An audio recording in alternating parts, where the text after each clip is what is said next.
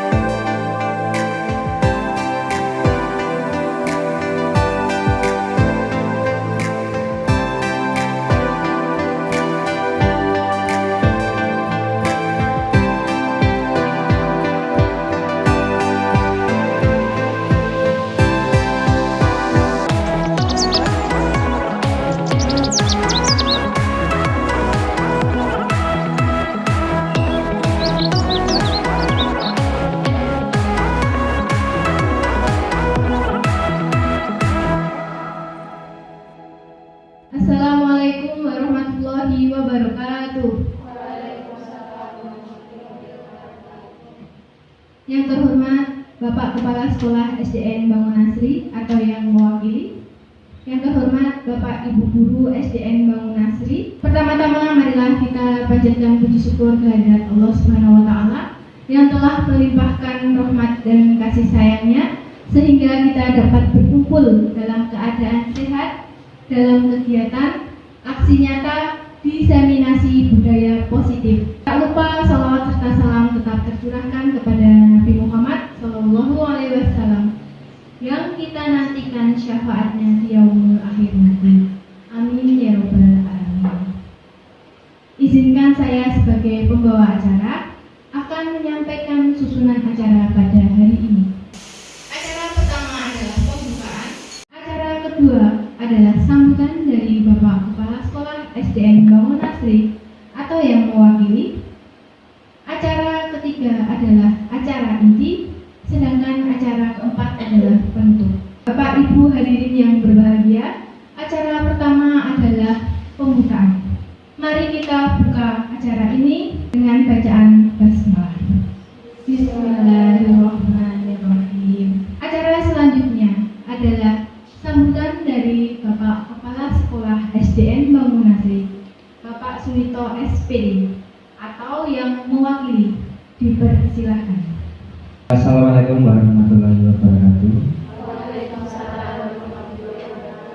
Salam sejahtera untuk kita semua. Yang kami hormati Bapak Ibu Guru SDN Bangunasri, yang kami hormati calon guru penggerak Ibu Ima Yanasari SPD. Pertama-tama marilah kita panjatkan puji dan syukur kepada Tuhan Yang Maha Esa atas rahmat yang dilimpahkannya sehingga pada kesempatan yang berbahagia ini kita semua dapat berkumpul di tempat ini dalam acara diseminasi budaya positif. Mohon izin saya mewakili Bapak Kepala Sekolah Bapak Sulito ingin menyampaikan dukungan terhadap kegiatan ini. Semoga teman-teman guru yang lain diharapkan dapat mengikuti jejak positif melalui kegiatan pada siang hari ini. Selanjutnya, semoga kegiatan-kegiatan ini dapat menjadi inspirasi untuk Bapak Ibu semua dan juga semoga teman-teman yang lain dapat segera terdaftar dan mendaftar calon guru penggerak angkatan selanjutnya.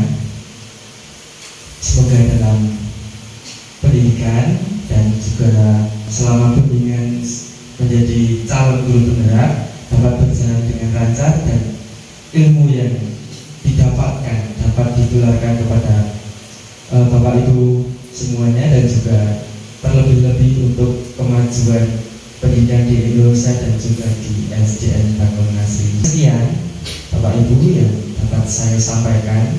Apabila terdapat tutur kata yang kurang berkenan, saya mohon maaf yang sebesar-besarnya. Assalamualaikum warahmatullahi wabarakatuh. Waalaikumsalam warahmatullahi wabarakatuh. Terima kasih banyak atas sambutan dari Bapak Kepala Sekolah atau yang mewakili. Acara selanjutnya adalah acara inti. Untuk acara inti nanti akan saya sampaikan selaku narasumber terkait dengan diseminasi budaya positif. Saya memiliki pantun untuk Bapak Ibu semuanya. Jalan-jalan ke Surabaya. Jangan lupa beli leci.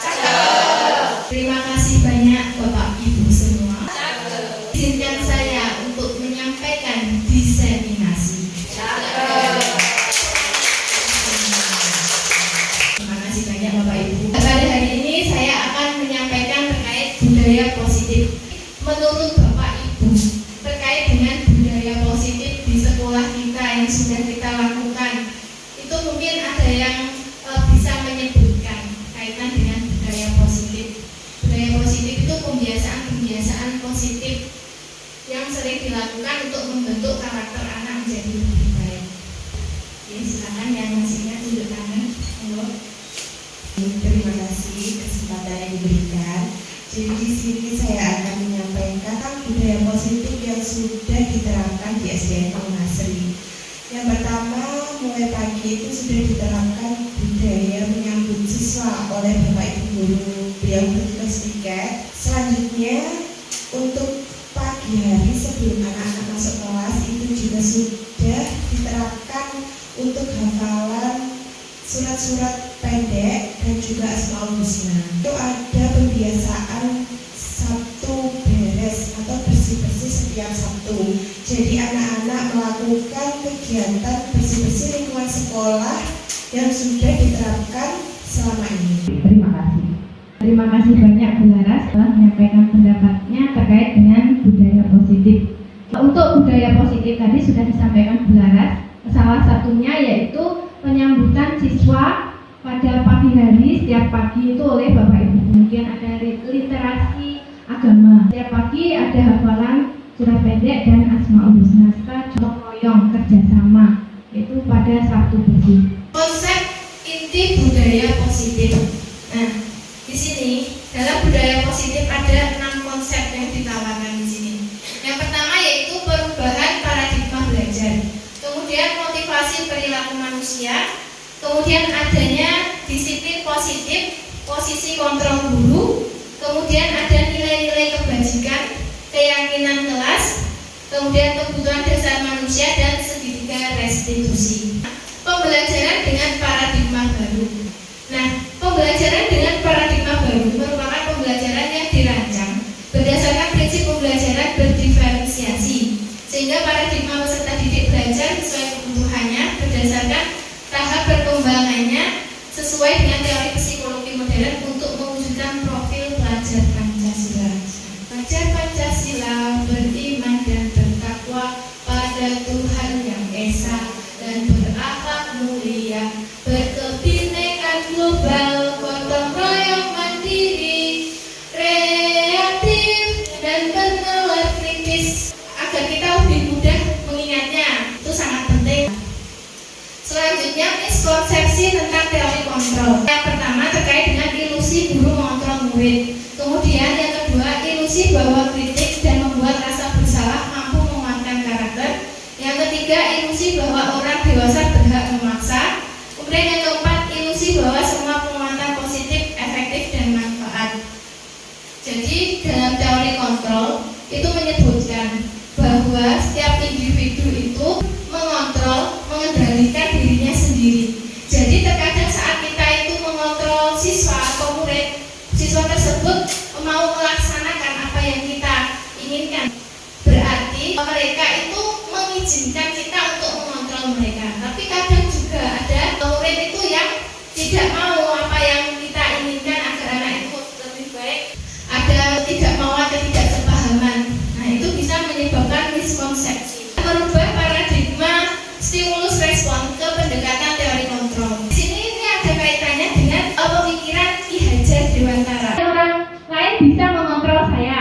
Jadi mungkin Kalau ada orang yang menginginkan kita seperti apa yang mereka perintahkan, berarti kadang kita tuh bukannya dikontrol oleh mereka, tapi kita mengizinkan diri kita untuk bertindak sesuai apa yang mereka inginkan. Jadi di sini hanya Anda, dalam teori kontrol di sini hanya Anda yang bisa mengontrol diri Anda. Jadi kembali ke diri kita bisa mengendalikan diri kita apa tidak.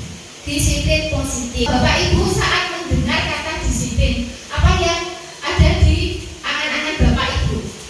Menurut saya disiplin itu atau sesuai aturan. Kita harus datang tepat waktu, terus belajar tepat waktu, masuk juga sesuai tepat waktu. Mungkin itu. Terima kasih banyak Bu Titik. Tepuk tangan untuk Bu Titik. Saya setuju dengan pendapat Bu Titik. Tadi menyatakan disiplin itu ada kata kuncinya taat atau patuh. Nah, sebenarnya disiplin di sini berasal dari kata disiplinan yang artinya belajar. Ternyata belajar itu mengacu pada diri sendiri, tanggung jawab terhadap nilai-nilai yang diamini. Karena di sini disiplin positif tujuannya untuk menumbuhkan kesadaran serta memberdayakan peserta didik tanpa imbalan. Jadi saat kita memberikan pendekatan kepada peserta didik yang memiliki tingkah laku tidak sesuai dengan teman-temannya, kita melakukan pendekatan.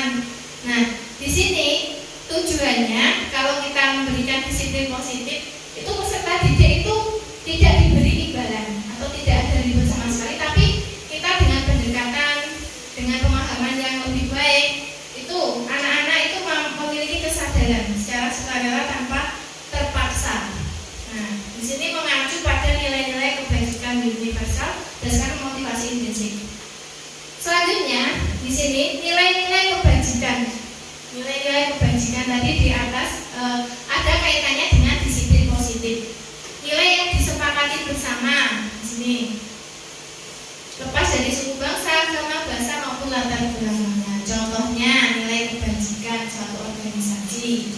Kalau di sini mungkin di visi sekolah sudah tertuang terkait dengan profil pelajar Pancasila. Tadi kita sudah menyanyikan bersama gitu Bapak Ibu terkait dengan profil pelajar Pancasila. Kemudian di sini ada juga yang kedua terkait dengan toleransi, rasa hormat, integritas, mandiri dan sebagainya. Itu kemudian yang terakhir yaitu keterampilan hidup atau life skill, dapat dipercaya, lurus hati. Nah, selanjutnya kebutuhan dasar manusia. Setiap orang itu memiliki kebutuhan dasar masing-masing. Kebebasan, mampu mandiri, mencoba hal baru dan mengendalikan arah hidupnya. Yang kelima kesenangan, bermain, humor, antusiasme dan tertawa. Nah, kemudian motivasi perilaku manusia. Di sini ada 3. Jadi motivasi itu ada 2 Bapak Ibu.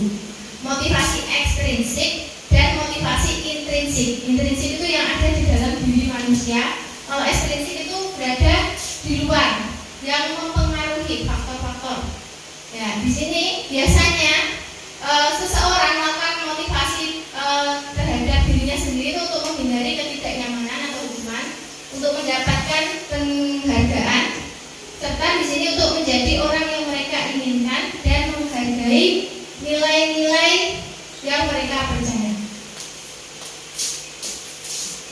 Nah, selanjutnya di sini, nah ini ada kaitannya dengan disiplin positif. Nah, disiplin positif itu terbagi menjadi ada 3. Ada hukuman, kemudian konsekuensi, kemudian restitusi. Mungkin kita dapat melakukan refleksi bersama-sama di Bapak Ibu. Nah, kita tuh biasanya melaksanakan yang mana? Tidak terencana atau tiba-tiba. Di sini muridnya tidak tahu apa yang akan terjadi atau tidak dilibatkan, kemudian bersifat arah berupa hukuman fisik dan psikis. Dan konsekuensi, terencana atau disepakati sesuai peraturan. Murid tetap dibuat tidak nyaman. Sikap guru selalu memonitor murid. Jadi selalu mengawasi terus. Beda dengan restitusi. Restitusi di sini proses menciptakan kondisi bagi murid untuk memperbaiki kesalahan. Jadi saat murid itu melakukan kesalahan, kita itu sebagai posisi kontrolnya itu ada beberapa, mulai dari sebagai teman, kemudian sebagai manajer, itu bisa membantu mencari solusi untuk memperbaiki kesalahan dan proses kolaboratif mengajarkan murid untuk mencari solusi sendiri.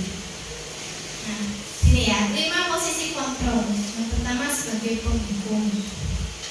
Yang kedua sebagai pembuat merasa bersalah. Yang ketiga sebagai teman. Yang keempat pemantau. Yang kelima manajer. Nah, dari kelima ini yang paling tinggi kalau kita sudah melaksanakan semuanya, yang paling tinggi paling bagus itu sebagai manajer, kepemimpinan pembelajaran pada murid maupun dari pengelolaan sekolah. Dari penghukum tadi mungkin langsung ada kata-kata yang terucap secara tidak sadar kepada anak-anak bisa menimbulkan trauma fisik, psikis, kemudian membuat rasa bersalah, misalnya ada anak tidak mengerjakan PR. Kemudian ada kata kuncinya dalam setiap posisi kontrol ini, kita bisa mengetahui kita itu sebagai posisi yang mana. Bisa membuat merasa bersalah. Kita tidak memarahi dengan kata-kata kasar, tapi kita terkadang itu mungkin kontrol diri kita kurang. Terus akhirnya kita tuh sampai bicara ke anak-anak, ibu itu sangat kecewa sama kalian. Kalian sudah ibu beri nasihat, tidak memperhatikan. Ibu sangat kecewa, sangat bersedih dengan tingkah kalian. Akhirnya anak kan merasa, aku berarti aku bersalah sama bapak ibu guruku. Nah, itu bisa menjadi anak itu membuat rasa bersalahnya. Kalau anak itu sadar dengan kata-kata kita, itu kadang bisa membuat posisi kontrol kita menjadi membuat merasa bersalah.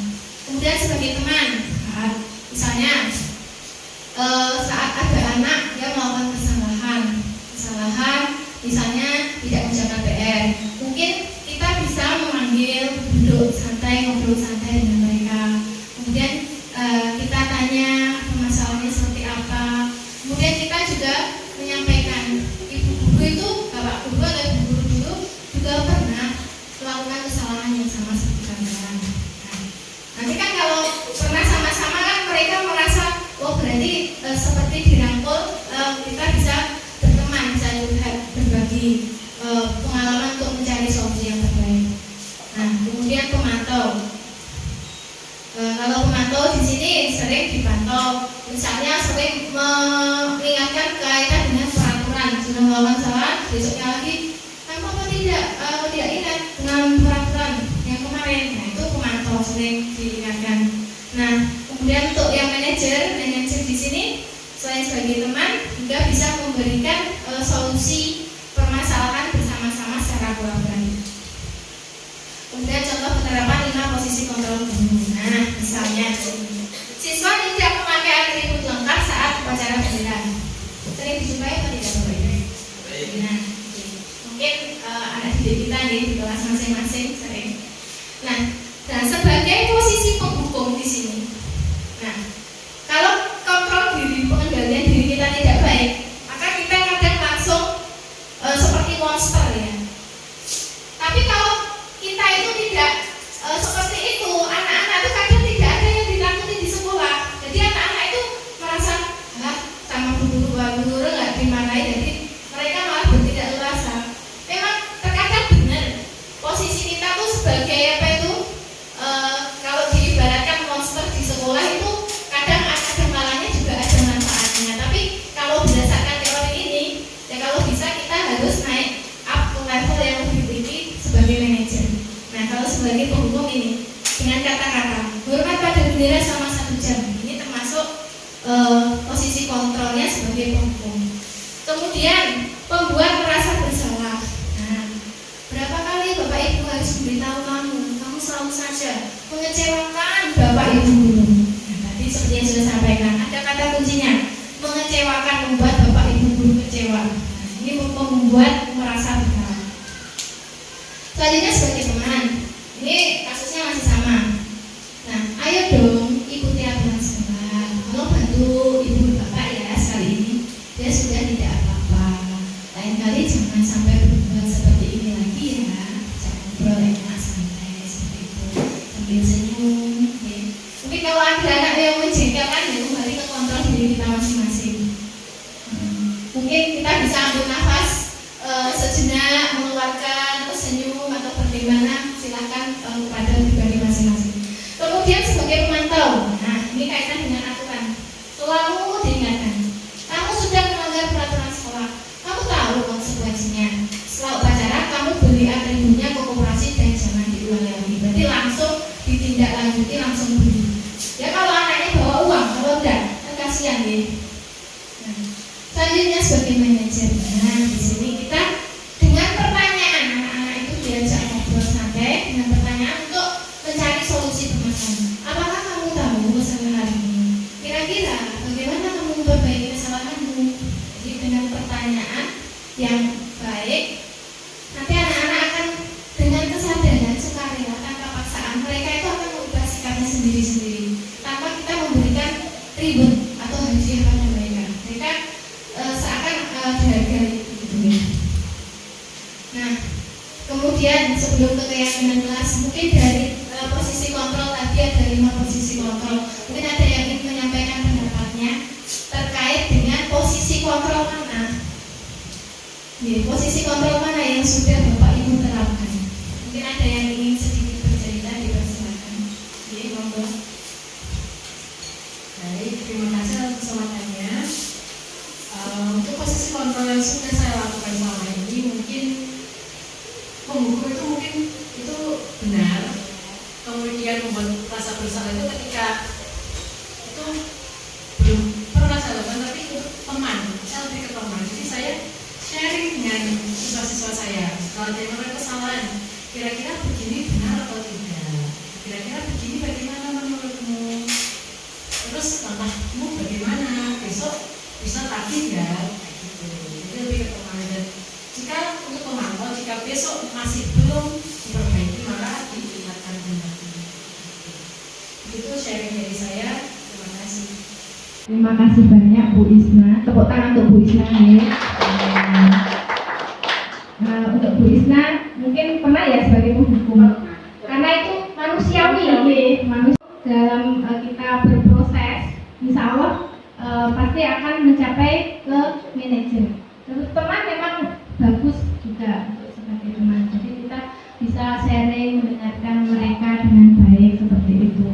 Coba sebelum lanjut kita SBY dulu. Silakan berdiri semua Bapak Ibu. Instruksi saya nih. Coba kalau nanti saya bilang dang berarti tepuk ke samping, dang di dinding dung. Dang berarti ke samping kanan 2 kali. Dang di dinding dung. Oke, siap ya? Coba dang di dinding.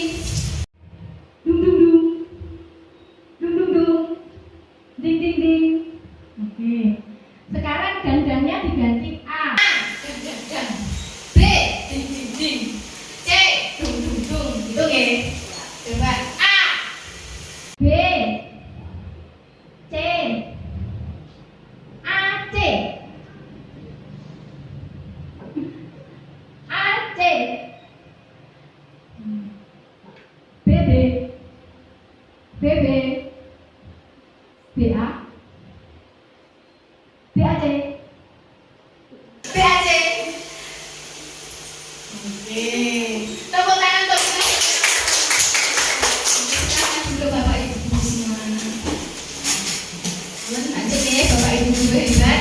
Nah, selanjutnya kita berbicara terkait dengan keyakinan kelas. Nah, untuk keyakinan kelas, insya Allah saya yakin Bapak Ibu guru sudah pernah membuat semua.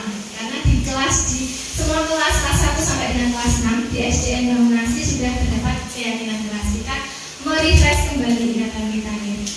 Nah, untuk keyakinan kelas, mengapa keyakinan kelas? Mengapa bukan peraturan kelas? Ada pertanyaan pemantik. Bapak Ibu, bagaimana ini? Mungkin ada yang bisa? Mengapa keyakinan kelas? Tapi bukan peraturan kelas. Kita kok memilih yang namanya yakin itu kenapa? Kok tidak peraturan saja? Mungkin ada yang ingin berikan pendapatnya? Silakan, monggo. Oke, monggo Bisna. Baik, terima kasih. Kenapa kok keyakinan? Kenapa bukan peraturan? Karena menurut saya kalau peraturan itu hanya berasal dari satu pihak saja dan belum tentu disepakati oleh siswa. Bisa jadi itu hanya dari gurunya tanpa mempertimbangkan pendapat murid. Kemudian kalau keyakinan, kalau menurut saya itu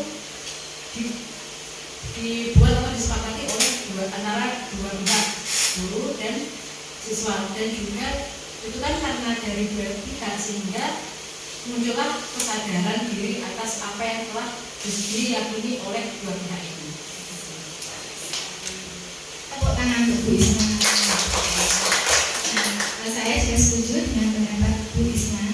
Mungkin saat kita membuat keyakinan kelas, kita pasti berkolaborasi dengan guru juga. Atau mungkin kita bisa berkolaborasi dengan guru mata pelajaran lain, kita libatkan. Oke. Jadi untuk keyakinan kelas itu tidak hanya satu arah sepihak saja yang merasa diuntungkan atau dirugikan, tapi melibatkan kolaborasi banyak pihak. Kalau peraturan itu terlalu tidak fokus untuk semuanya, hanya fokus untuk satu orang. Nah, kemudian untuk pembentukan keyakinan kelas. Nah, keyakinan kelas di sini bersifat abstrak, berupa pernyataan universal dibuat dalam pernyataan positif. Jadi saat kita membuat keyakinan kelas itu menggunakan kalimat positif, tidak boleh ada kata jangan, dilarang, anak-anak tidak boleh, tapi menggunakan pernyataan yang positif. Sedikit saja agar mudah diingat. Jadi nggak usah terlalu banyak seperti membuat cerpen. Mungkin saat kita menggali inspirasi pada anak-anak melalui kertas sticky note atau post-it, anak-anak menuliskan banyak sekali. Tapi setelah kita pilah, mungkin dapat kita simpulkan kata-katanya itu hampir sama kita masukkan. Kemudian sesuai dengan kondisi kelas dan sekolah sehingga sudah diterapkan, semua warga sekolah atau warga kelas dilibatkan saat membuat keyakinan kelas. Jadi semua dilibatkan. Selanjutnya itu adanya segitiga restitusi. Nah, ini untuk menghadapi kasus atau permasalahan yang muncul di kelas maupun di sekolah. Maksudnya segitiga restitusi di sini suatu proses dialog yang dijalankan oleh guru agar dapat menghasilkan murid yang mandiri dan bertanggung jawab. Nah, untuk tahap-tahap segitiga restitusi di sini ada 3. Yang pertama, menstabilkan identitas. Yang kedua yaitu validasi tindakan yang salah. Yang ketiga yaitu menanyakan keyakinan. Jadi saat ada murid, salah satu murid yang melakukan misalnya ada kasus permasalahan, 2 murid itu berkelahi kaitannya itu mereka berdebat kaitan dengan tanggung jawab, tidak melakukan keyakinan kelas dengan maksimal. Nah, mereka berebut untuk membersihkan kelas sudah dilakukan oleh si A. Kemudian si B bagian membuang sampah. Kemudian si B itu agak tidak nyaman dengan si A. Saat tanggung jawabnya membuang sampah, nah si B tidak mau membuang sampah. Padahal si A kan tugasnya untuk menyapu. Terus akhirnya marah-marah, tong sampahnya ditendang. Terus akhirnya si A yang marah, si B juga marah. Terus akhirnya melalui segitiga restitusi ini, guru itu berperan bisa sebagai manajer, memanggil keduanya bisa untuk diberi pertanyaan mereka melakukan permasalahan seperti itu, distabilkan dulu identitasnya. Kemudian validasi tindakan yang salah, kita cari akar permasalahannya. Yang merasa bersalah itu dari anak, kita ganti dengan pertanyaan. Jadi anak-anak tersebut mengakui kesalahannya, kemudian menanyakan keyakinan kelas, apakah sesuai dengan keyakinan kelas. Kalau tidak sesuai, bagaimana yang harus dilakukan, seperti itu.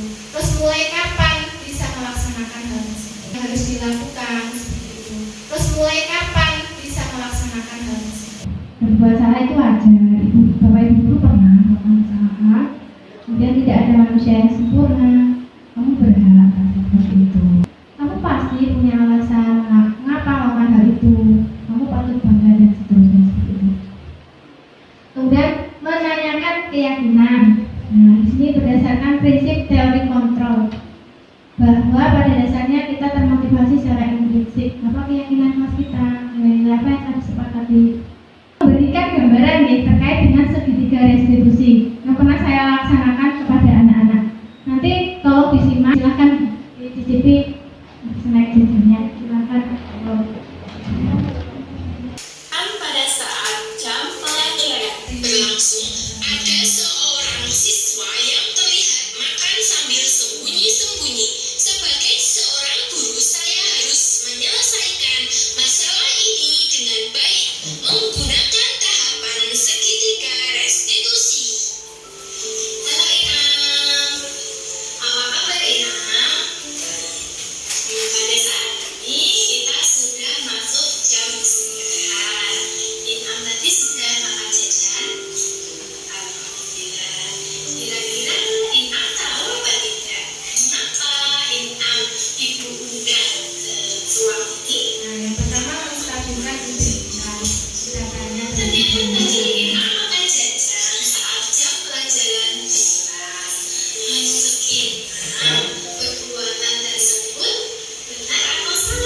Selanjutnya yaitu validasi tindakan masalah. Jadi ada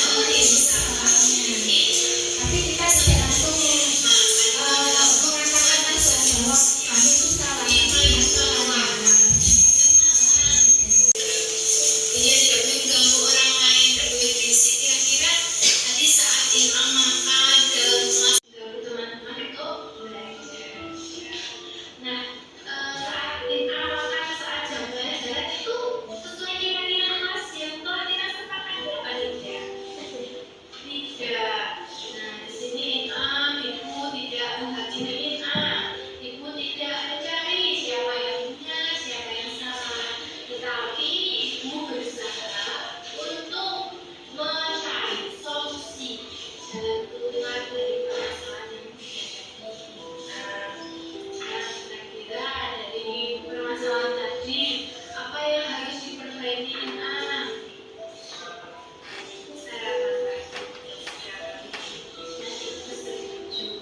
Nah, kira-kira apa lagi?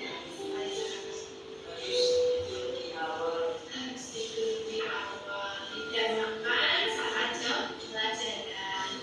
Kira-kira imam sepakat yang besok siap memperbaiki kesalahan, yakin? Yang yakin kita terus dulu ya imam, kita sepakat. Terima kasih banyak imam.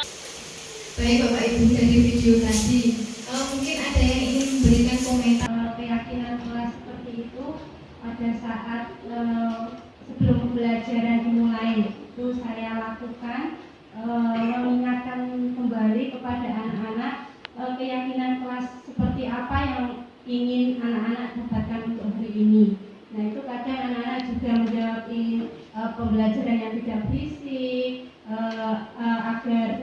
agar kelas bersih, terus mendengarkan guru yang sedang mengajar dan lain sebagainya seperti itu.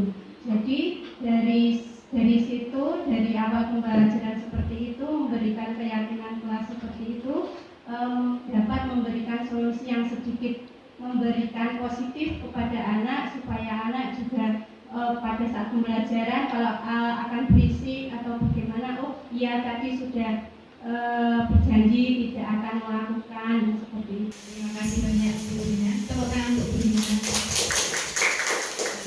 Terima kasih banyak, sangat menginspirasi ya Bu Rina.